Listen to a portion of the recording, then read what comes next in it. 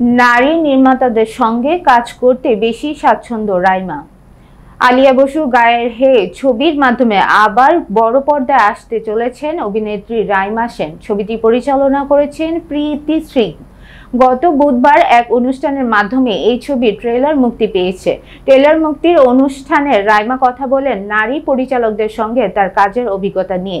এই সার্ভাইভাল থ্রিলারধর্মী ছবিতে রাইমা সম্পূর্ণ অন্য রূপে ধরা দিতে চলেছেন।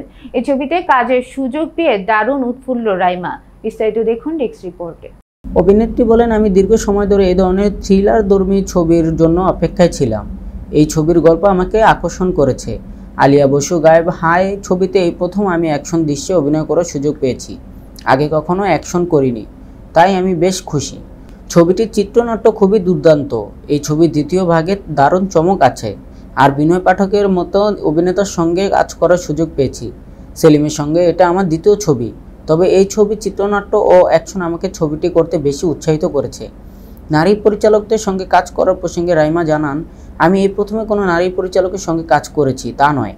এর আগে আমি অর্পণা সেন, রিমা কাগতি, চূর্ণী গঙ্গোপাধ্যায় সহ আরও অনেক নারী পরিচালকের পরিচালনায় অভিনয় করেছি। নারী পরিচালকদের সঙ্গে কাজ করতে আমি বেশ স্বাচ্ছন্দ্য।